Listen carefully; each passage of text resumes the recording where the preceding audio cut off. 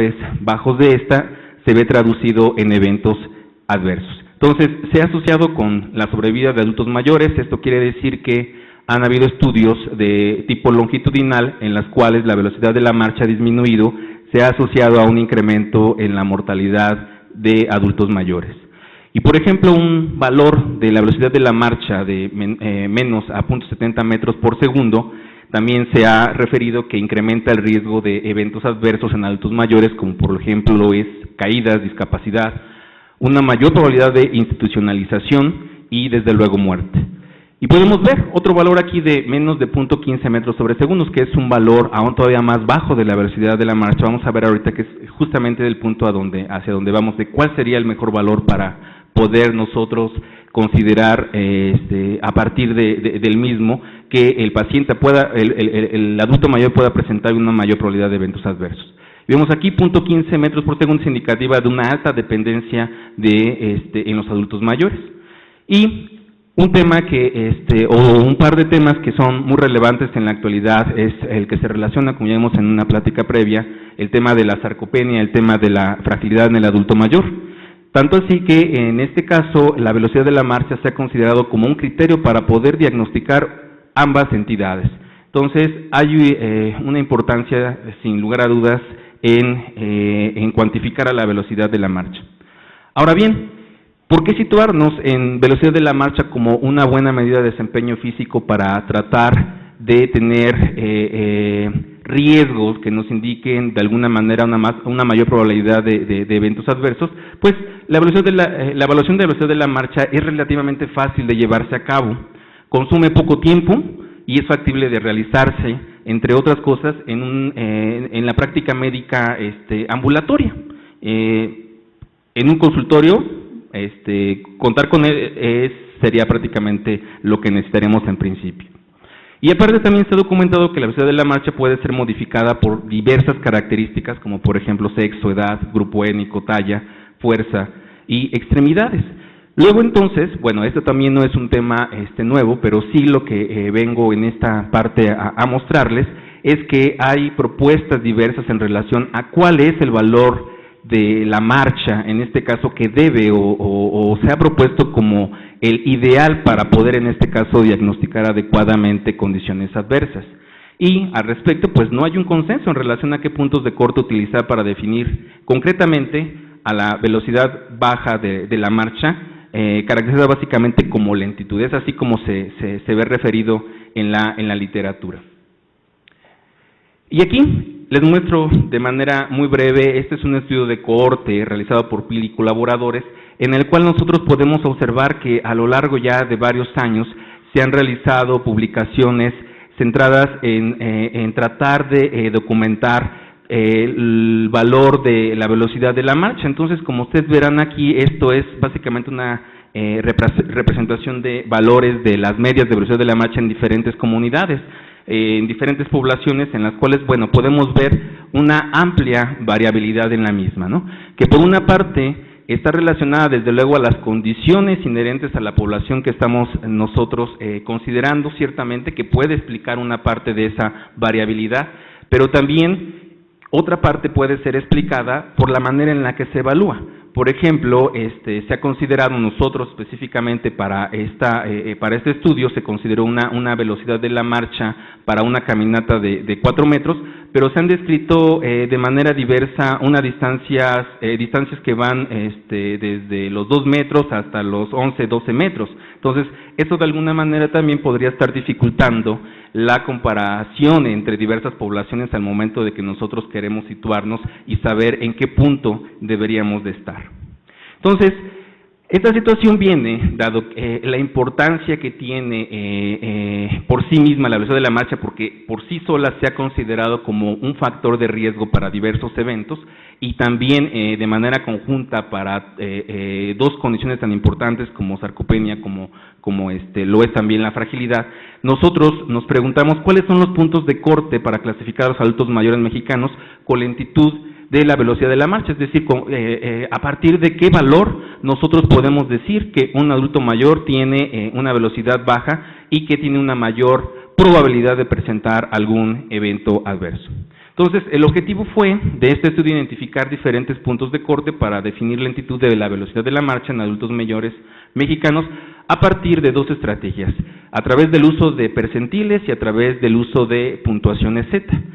Desde luego que, bueno, previo a tomar estas dos técnicas como estrategias para poder situar e identificar los valores como puntos de corte, lo que se realizó fue ver en principio cómo se distribuye la velocidad de la marcha y que, bueno, les comento, tiene una distribución similar a una curva normal, una curva de Gauss, y que por ende, pues, bueno, pudimos nosotros llevar a cabo nuestro análisis a través de estas medidas de posición relativa.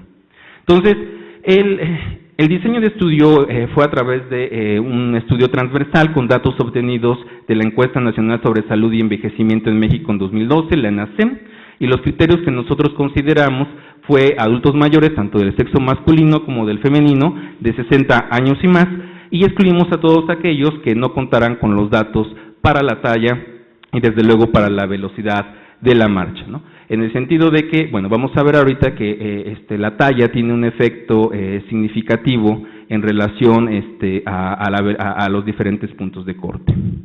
Entonces, nosotros partimos para realizar considerar nuestro tamaño de muestra, básicamente partimos de la encuesta nacional sobre envejecimiento y también, bueno, que contempla a 14,283 que se evaluaron en 2001 y 2003 y a la ENOE en 2012, que, bueno, esta fue una encuesta que se hizo posteriormente y que de esto se consideraron también a unos adultos mayores. Después de esto, bueno, se fue a 20,542 y nosotros excluimos a aquellos que no contaran con las medidas antropométricas que les acabo de referir para finalmente quedarnos con una muestra de 1,206 adultos mayores de 60 años o más, de los cuales 539 fueron del sexo masculino y 667 del sexo femenino. Entonces, aquí vemos nosotros, ya después de verificar que la velocidad de la marcha tiene una distribución normal al igual que la talla, identificamos los diferentes puntos de corte de acuerdo a percentiles, concretamente terciles, quintiles, cuartiles, quintiles y -1 y -2 desviaciones estándar, ¿no? Y los ajustamos básicamente por la parte de talla, ¿no? Bueno, por hombres, mujeres y por talla de manera correspondiente. Entonces podemos ahí nosotros visualizar básicamente el porcentaje que para cada uno de los grupos, y lo que en este caso quiero que observen es la parte del punto concreto de los primeros terciles, del primer tercil, cuartil y quintil, que básicamente fue el punto a partir del cual nosotros definimos un valor igual o menor al primer tercil, al primer quintil, al primer cuartil, menos una desviación y menos 2 desviaciones estándar por abajo de ese valor, como a un adulto con una velocidad de la marcha lenta. Entonces, podemos visualizar ahí, por ejemplo, en el tercil 1 tenemos una velocidad de 0.80, en el cuartil también de 0.80, en el quintil de 0.80, que pues prácticamente no marca una diferencia. Pero si nos vamos, por ejemplo, y tomamos como estrategia menos 1, menos 2 desviaciones estándar, el punto de corte se viene más a un valor mucho más inferior. Y vemos nosotros que aún entre los hombres, por ejemplo, los puntos de corte para los hombres son aún todavía menores en los de talla baja. Y en el caso concreto podemos observar que de igual manera, en el caso de las mujeres, podemos ver que en comparación con los hombres, los puntos de corte son menores y también se conserva esa diferencia que las mujeres, en el grupo de mujeres, las de talla baja tienen puntos de corte inferiores. Les mencionaba, hay una propuesta, por ejemplo, el Consenso Europeo, que toma el punto 8 como el punto de corte en general sin hacer distinción de sexo, y lo que nosotros podemos visualizar aquí, que prácticamente tomar un punto de manera arbitraria a partir de un consenso que ha tomado población que, no es mexicana, no es latina en este caso, podría sobre o subestimar la parte de clasificar a los adultos con una velocidad baja. Y es aquí donde observamos, después de tener los puntos de corte y tomar los primeros percentiles y los valores de las puntuaciones Z, nos fuimos a la tarea de ver qué porcentaje, en este caso de cada uno de los puntos de corte, se clasificaban como adultos mayores con velocidad de la marcha lenta. Entonces podemos ver que ciertamente, por ejemplo, si vemos el primer tercil, cuartil y quintil para los hombres de talla alta, podemos observar que prácticamente clasifican de la misma manera, un porcentaje del 18.9, pero cuando nosotros visualizamos igual las puntuaciones Z, vemos, por ejemplo, que solo el 5.2 o el 1.3 para -1 o -2 desviaciones estándar, pues se ve de manera importante el cambio, ¿no? Y así lo podemos constar en las diferentes grupos, tanto por sexo como por talla. Entonces, esto es, de principio, podríamos verlo visualmente que sí, o sea, hay una diferencia, pero bueno, fuimos todavía un poco más allá, y lo que nosotros realizamos es un análisis a través de una prueba de Z proporciones, con la finalidad de probar las diferentes medidas de percentilares contra, entre ellas, diferentes, entre cada una de ellas, ¿no?, de manera relacionada, y entonces podemos ver en este cuadro básicamente que, por ejemplo, comparar un tercil contra un cuartil, prácticamente no hay diferencias estadísticamente significativas. Da lo mismo clasificarlo de acuerdo a un tercil, de acuerdo a un quintil, de acuerdo a un cuartil, pero hay diferencias significativas cuando nosotros ya tomamos puntuaciones Z.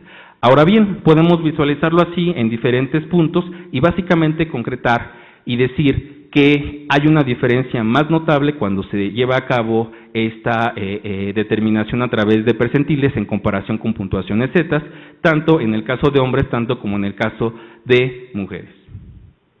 Así lo mismo, para el caso de las mujeres igual, la clasificación en algunos puntos de corte muestra diferencias significativas dependiendo del percentil o de la puntuación Z en este caso que se está utilizando. Y en general les comento, estas estrategias son las que se han utilizado, pero nunca en esta parte nadie comenta por qué utilizar un quintil, por qué utilizar un tercil y cuál sería el valor en este caso que más convendría para las investigaciones. Hay veces que se asume que básicamente el protocolo que se realizó fue de acuerdo, por ejemplo, al consenso europeo, toman como punto 8 y se asume que en este caso está bien, pero nosotros vamos a esta parte y la intención fue demostrar que pues hay implicaciones de clasificación en tomar una u otra medida. Entonces, ¿qué es lo que concluimos finalmente? Es que los puntos de corte para la velocidad de la marcha en adultos mayores son diferentes a los referidos en otros estudios, ¿no? Ciertamente el punto 8, por ejemplo, coincide con el del consenso europeo, pero coincide para el caso de los hombres, no así para los hombres de talla baja o, por ejemplo, en el caso para las mujeres. Los puntos de corte definidos a partir de percentiles podrían ser más sensibles para, ¿por qué? Porque, pues bueno, como pudimos ver, captan a un mayor porcentaje de personas con esta característica en comparación con las puntuaciones Z, aunque esta situación ciertamente puede hacerlo más sensibles para la detección de esta condición de la velocidad lenta, podría ser también desde luego menos específico.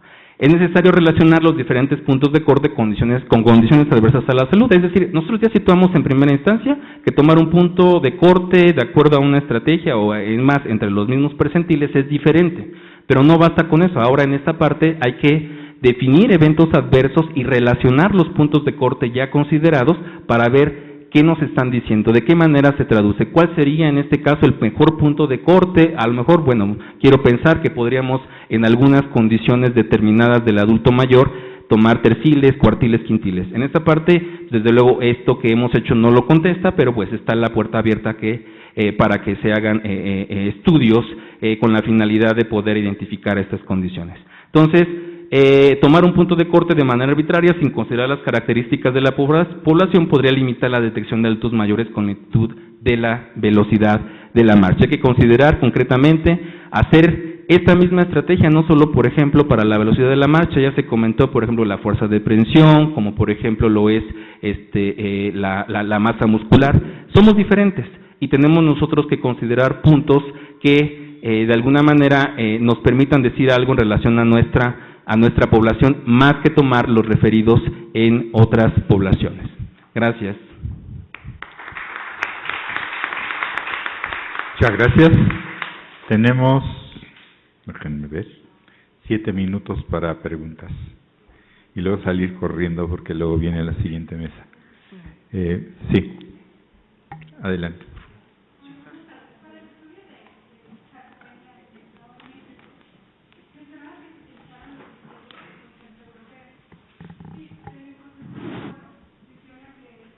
Baja masa muscular, baja fuerza muscular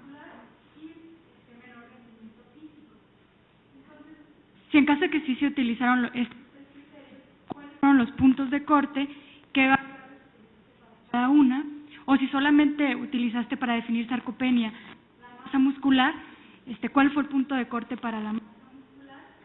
Utilizó el índice de masa muscular esquelética, y como fue bioimpedancia, también me surge la duda de qué ecuación de predicción. Igual obesidad sarcopénica, ¿cómo obesidad sarcopénica?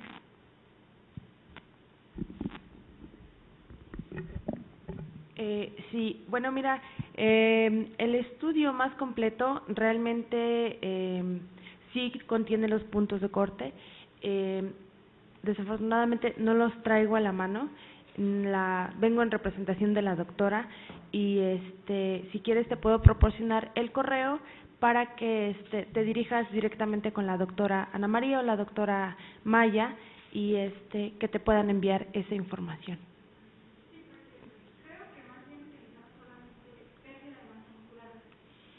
Sí.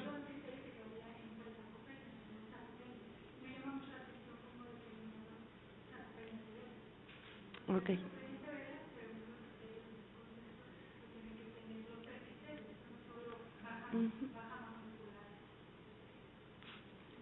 Sí, sí, te comparto el correo de la doctora. ¿Alguien más que quiere hacer una pregunta? Recuerden que esto no se agota aquí, porque muchas de las dudas que ustedes tienen, pues se pueden resolver ahora gracias a la posibilidad de contar con los correos, ponerse en contacto.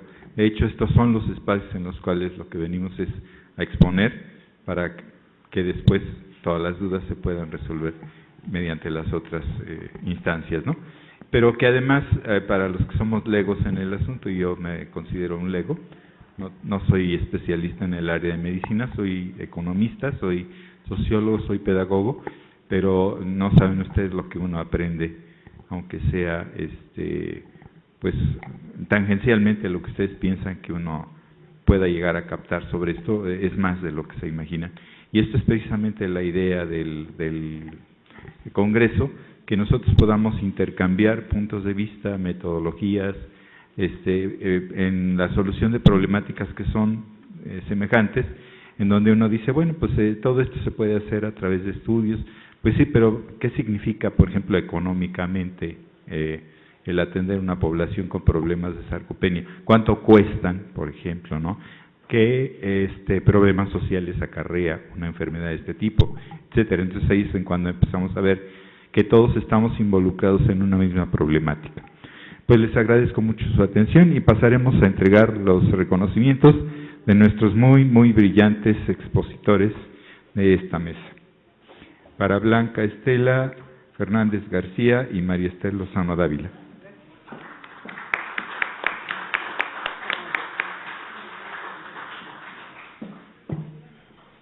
Para Ana María Durán Ibarra.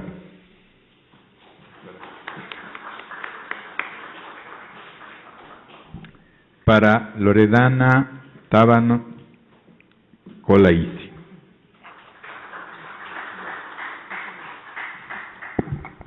Y finalmente para Esteban Cruz Arenas, Eliseo Ramírez García y Ana Itzel Pérez Águila.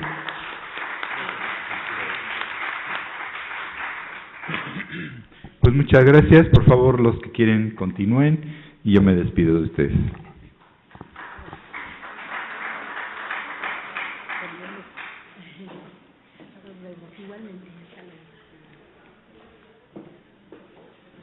No, hombre, muchas gracias a ustedes. Estuvieron muy bien, muy bien. Un placer trabajar.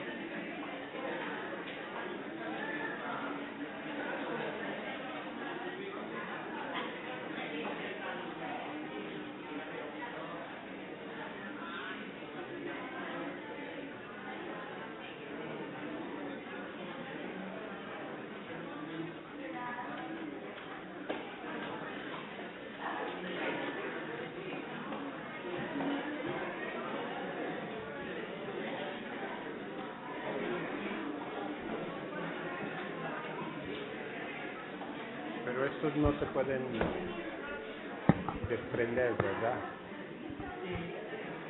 Por favor, si pudieras.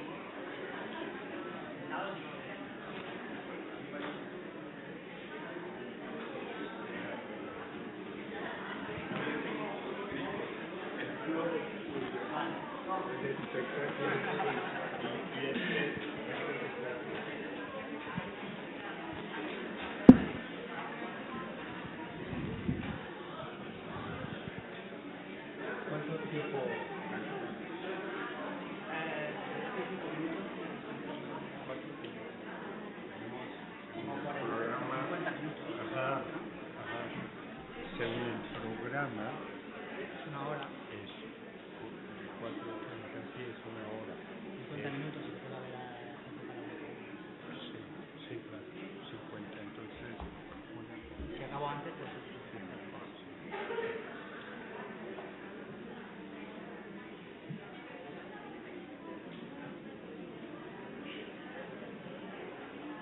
Sí, en realidad es entre los jóvenes, puedo sentirse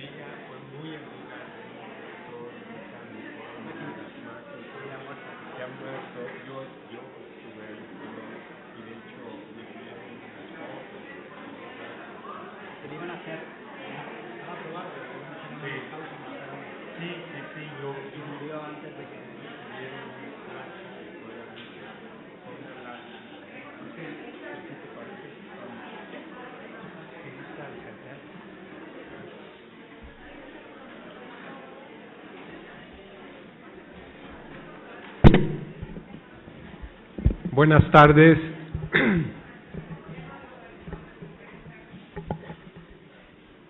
¿Cómo están? Espero que muy bien. Afuera hace mucho calor y aquí está muy agradable. Entonces, hay muchas razones para estar contentos en esta tarde. Y desde luego, la razón principal es la conferencia que nos va a dictar el doctor Feliciano Villar.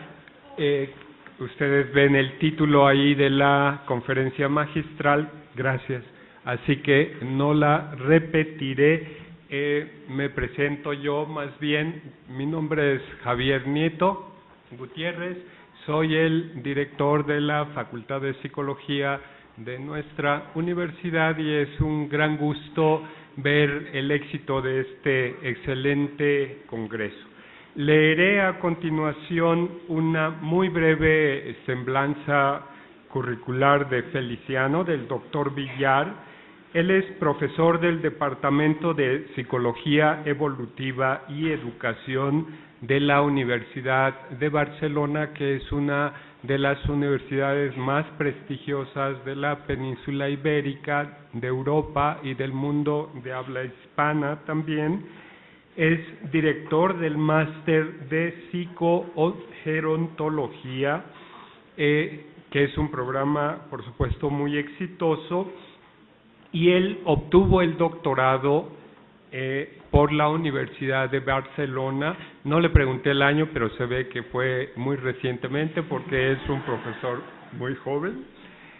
Y ha estado trabajando en muchas cosas, pero hicimos una selección de las líneas de investigación y quizá las dos que más tienen que ver con la conferencia de hoy se refieren a el tema sobre envejecimiento activo como una de sus líneas más importantes, y también ha estado trabajando en atención centrada en las personas en entornos residenciales y, por supuesto, ha publicado libros y numerosos artículos que por brevedad de tiempo no los describiré. Así que, sin más, les pido que le demos un aplauso de bienvenida y de inicio a la conferencia.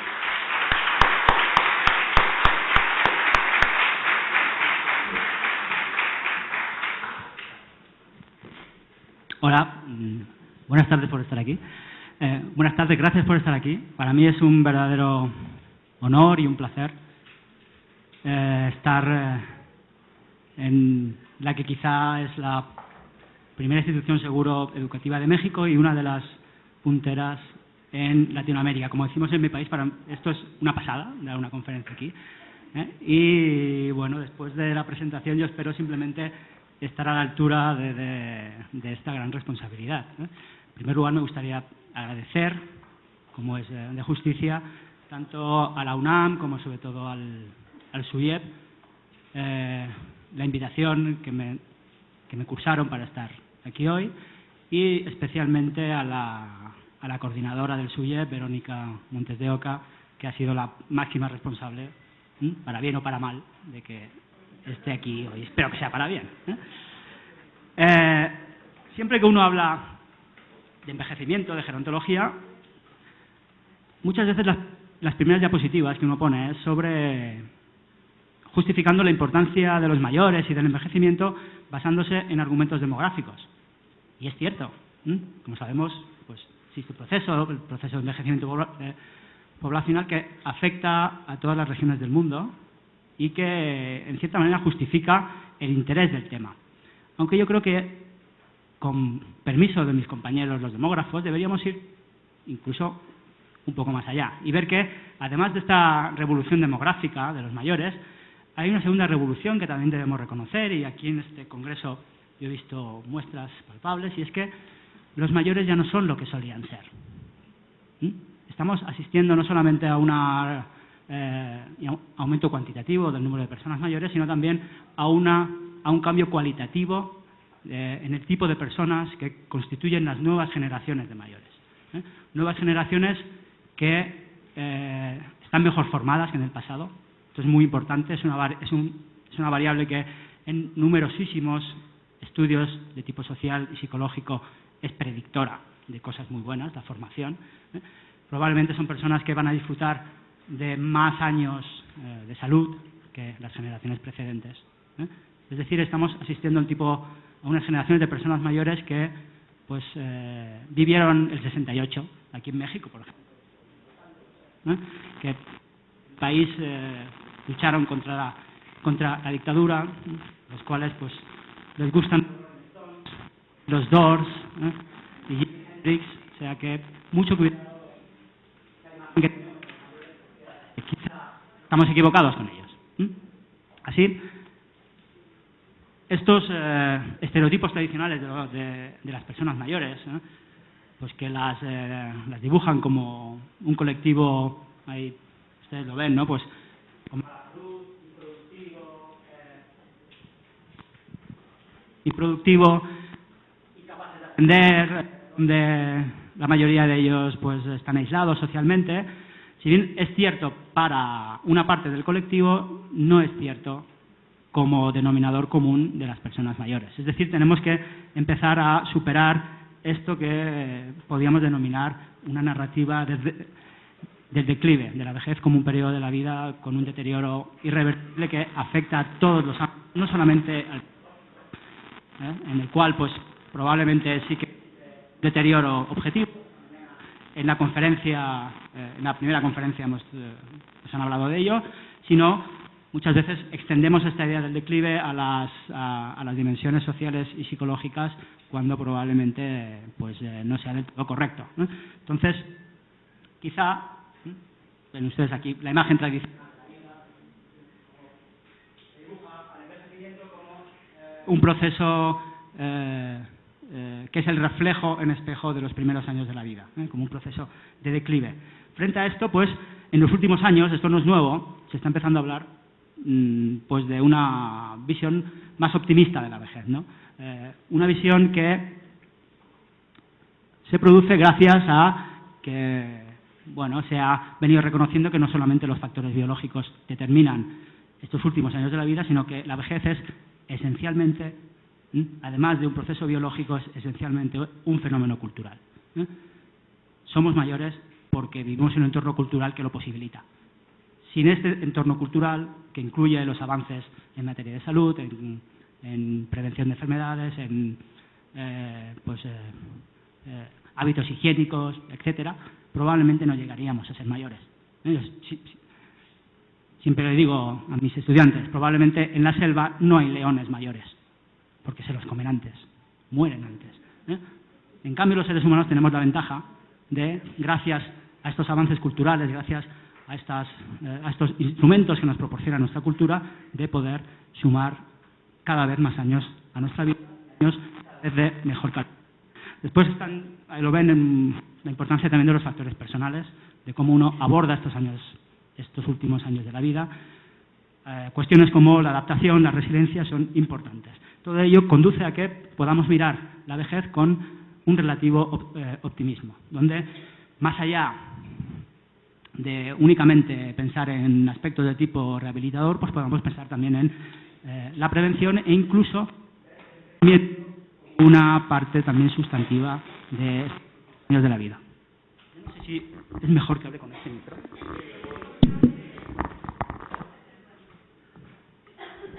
Antes he hablado de los Rolling Stones, ahora me siento ya Mick Jagger.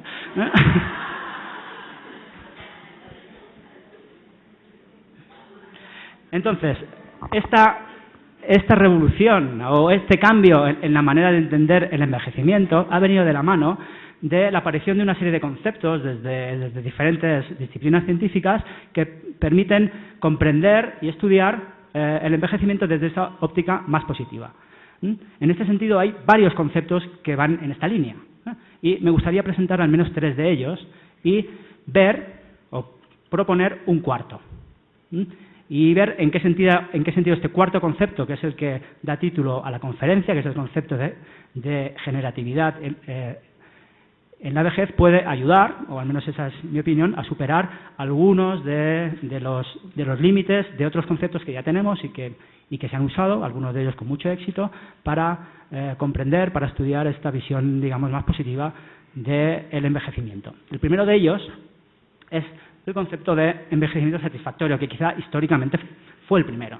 Es un concepto que propusieron allá a principios de los 80, Rowe y Kahn. Es un concepto, ellos proceden del ámbito de la salud pública y de la medicina y definen el envejecimiento satisfactorio a partir de esas tres dimensiones, aspectos que ven ustedes en la diapositiva, a partir de la presencia de una baja probabilidad de padecer enfermedades, una capacidad funcional alta, es decir, autonomía, y de una implicación activa con la vida. Y el criterio para envejecer bien, a la larga, es un criterio basado en aspectos de tipo biológico, es decir, un aumento de la longevidad y una reducción de la morbilidad, es decir, de los años de vida donde padecemos enfermedades graves, incapacitantes. Hay una segunda versión, esta es una versión más bien que decíamos que procede del ámbito más bien médico. Hay una segunda versión del envejecimiento satisfactorio, eso que los norteamericanos en inglés llaman successful aging, que procede más bien del ámbito psicológico. Ellos usan el mismo concepto. Baltes fue quien acuñó esta segunda versión de envejecer con éxito y para él el envejecimiento con éxito es básicamente la aplicación de estrategias de adaptación, la capacidad de adaptarse de las personas. Y no me voy a extender en ello, ahí tienen las estrategias que él diferencia, son estrategias bien conocidas, pueden encontrar ustedes en la bibliografía y a diferencia de la versión de Rowe y Kahn, para Baltes el criterio para envejecer bien no es tanto un aumento de la longevidad o una compresión de la morbilidad, sino es más bien incorpora aspectos de tipo subjetivo también, que estaban ausentes en la formulación de Rowe y Kahn. Aspectos como el bienestar subjetivo, la satisfacción con la vida. Para ellos, esta adaptación al envejecimiento, para ser exitosa, tiene que venir acompañada de la aplicación de estrategias de adaptación que conducen a un incremento o mantenimiento de altos niveles de bienestar. Desde el ámbito de las ciencias sociales, de la economía muchas veces, pues apareció allá en los años 80, a principios de los 90, un segundo concepto que también es muy interesante. Es el concepto de envejecimiento productivo. En este caso, cuando hablamos de envejecer productivamente, a lo que nos referimos es a que los mayores pues, son capaces de desarrollar actividades que tienen un valor de mercado, muchas veces en términos incluso económicos. Por ejemplo, la doctora Rocío Fernández Ballesteros, que está presente en este mismo congreso, tiene un estudio muy interesante en el 2011 donde cuantifica en euros el valor de las actividades que realizan las personas mayores. Y les aseguro que sale una cifra estratosférica. Es decir, las personas mayores no únicamente reciben o son, vacían las arcas del Estado, sino que contribuyen al mantenimiento del Estado y de la sociedad, de las comunidades donde viven. Y eso es lo que se intenta captar con esta idea de envejecimiento productivo, que trata de reconocer el trabajo remunerado y no remunerado de las personas mayores. Y, de alguna manera, transparentar cuál es el valor real, muchas veces en términos de euros, porque hay personas que si no les hablas en euros no entienden, desgraciadamente. Entonces, el criterio del buen envejecer, desde este punto de vista del envejecimiento productivo, pues es el sostenimiento y la mejora de la comunidad. Y, por último, dentro de estos conceptos que estamos repasando, que han intentado captar esta idea del buen envejecer, esta perspectiva positiva, tenemos el concepto del envejecimiento activo, que es un concepto que, según la OMS, ahí tienen la definición, pues es un proceso de optimización de las oportunidades para la salud, la participación y la seguridad, con el fin de incrementar la calidad de vida de las personas mayores. Este es un concepto que ha tenido mucho éxito desde los ámbitos de política social. Y especialmente en la Unión Europea ha sido escogido, o es uno de los conceptos principales que articulan la visión de políticas públicas para la vejez, políticas públicas en el aspecto social. Lo que pasa es que tiene un pequeño problema, que a pesar de la definición de la ONU, después, a la hora de trabajar con el concepto, no todo el mundo entiende lo mismo por envejecer activamente. En concreto, tenemos como dos grandes tendencias. Hay quien únicamente enfatiza una dimensión, la dimensión de la actividad laboral, o la dimensión de las actividades físicas. En ambos casos, hay quien dice que este énfasis o bien en la actividad laboral o bien en las actividades físicas tiene una raíz de tipo también económico. Es decir, se promueve envejecer activamente como algo que va a permitir el sostenimiento del estado del bienestar. Bien, haciendo que las personas mayores permanezcan más tiempo en el mercado laboral para así restar años que cobran una pensión, poder contribuir con sus cotizaciones al sostenimiento de ese estado del bienestar, o bien, en el caso de las actividades físicas, como medida para prevenir la presencia de enfermedades que, como saben, tienen un gran coste para los sistemas públicos de salud. En este caso, es una visión, en cierta medida, economicista del envejecimiento activo y una visión que restringe las posibilidades de envejecer activamente a ciertos grupos, por ejemplo, los grupos que están enfermos o las personas que ya están jubiladas. Hay otras visiones más abiertas, quizá, que intentan incluir otras dimensiones dentro de este concepto de envejecer activamente. Por ejemplo, actividades como el voluntariado, el deporte, el ocio activo. Esto, hay algunos autores que indican que es quizá un intento, forma parte de una tendencia acerca de juvenilizar la vejez. De alguna manera, desde mi punto de vista, estamos asistiendo a un proceso en el que la mediana edad está colonizando la vejez. Es un proceso bueno, positivo, ¿no?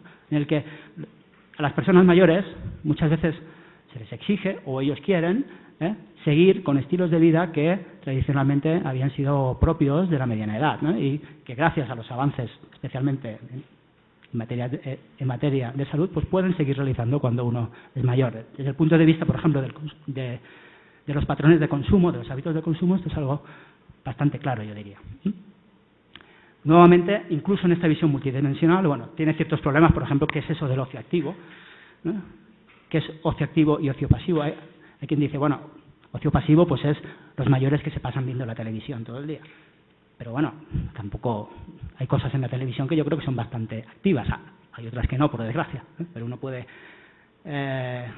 digamos, darle al coco bastante viendo ciertos programas de televisión, ¿no? Y es una visión que también restringe, como la anterior, a los ya retirados o a los ya enfermos que tienen menos probabilidades de cumplir estos requisitos de envejecer activamente. Entonces, mi propuesta es, a lo que voy a dedicar el resto de la conferencia, es intentar describir un cuarto concepto. Y claro, obviamente ustedes me dirán, si ya tenemos tres, con varias versiones cada uno, necesitamos un cuarto. ¿Es necesario? ¿Por qué no utilizamos ya los otros tres?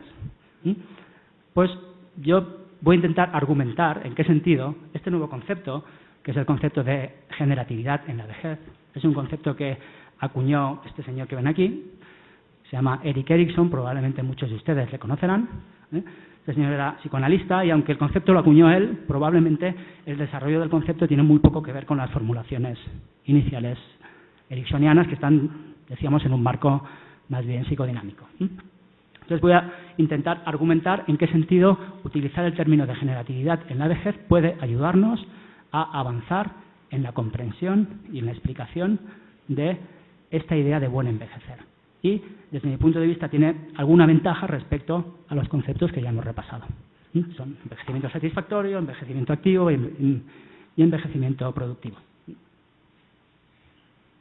El concepto de generatividad, decíamos, nace dentro de la teoría de Erikson. No voy a plantear la teoría.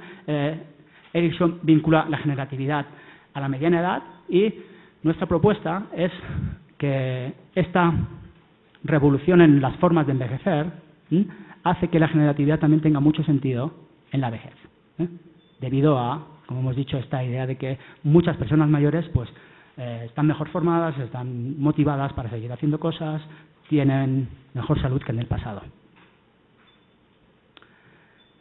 ¿Cómo define Erikson la generatividad? Pues ahí tienen una pequeña definición, es el interés por guiar y cuidar a las siguientes generaciones, por la mejora y el mantenimiento de la comunidad, por eso que podríamos decir dejar un legado, o intentar dejar el mundo un poquito mejor de cómo te lo encontraste. Según Erikson, eso es algo que a partir de la mediana edad es una de las motivaciones principales de las personas, o al menos de algunas personas.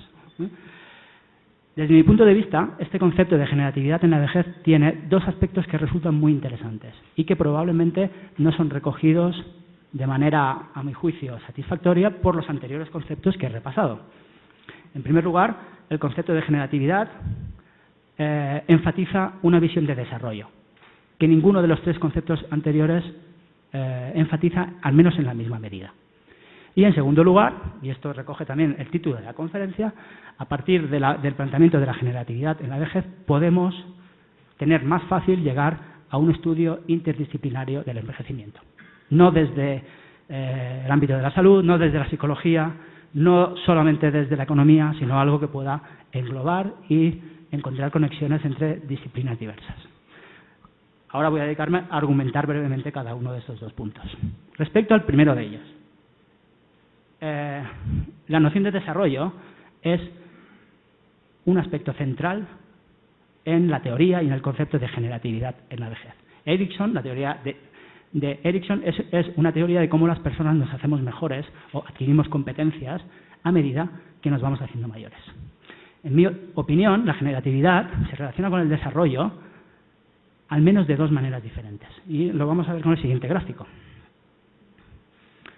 La generatividad, en mi opinión, es un concepto comprende una serie de actividades que después repasaremos que ponen en contacto a la persona, una persona que tiene una serie de competencias para participar, para aportar, con el contexto social en el que vive, con las comunidades en las que participa. Comunidades que a su vez tienen ciertas barreras y ciertas oportunidades para que las personas mayores participen. La generatividad está en medio de las dos cosas. Conecta el individuo con su comunidad. A partir de la participación, de esta contribución de los mayores que expresa el concepto de generatividad, las personas pueden contribuir, pueden aportar al desarrollo social, y eso es la flecha de arriba, al desarrollo social de las comunidades en las que viven, de sus familias, de sus barrios, de la sociedad como un todo. Es decir, siendo generativo, las personas contribuyen al desarrollo de todos. Y ahora voy a la flecha de abajo. A partir de ser generativo, uno no solamente contribuye a los demás, sino es capaz de mejorarse a sí mismo, de encontrar cosas que tienen que ver con la satisfacción personal, con el crecimiento personal, con la autorrealización.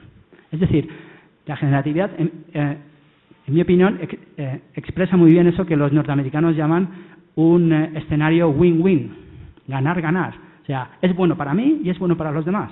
Como decía el título de la conferencia, haciendo el bien, me hago el bien. Contribuyendo, yo también crezco. Es ese círculo virtuoso que representa, en mi opinión, el concepto de generatividad. Obviamente, desde mi punto de vista también, y este esquema así lo permite, podemos también incluir aspectos que, para promover la generatividad, uno, de acuerdo con este esquema, puede promoverla al menos de dos maneras. En primer lugar, por el individuo, por la persona, a partir de incrementar sus competencias para participar. Y aquí estaríamos hablando de los procesos de capacitación, de formación en la vejez. Es decir, la generatividad da sentido a la formación en la vejez y a una formación que únicamente no recoja solo algo autoexpresivo, sino que recoja también aspectos instrumentales para después ser aplicados. Y por el lado del contexto social, la generatividad da sentido también o permite comprender o articular políticas sociales que permitan aumentar las posibilidades de participación de las personas, abrir ventanas para que los mayores participen y contribuyan. Este esquema, por otra parte, permite, de alguna manera, avanzar por esta pirámide que un día nos inventamos en el equipo de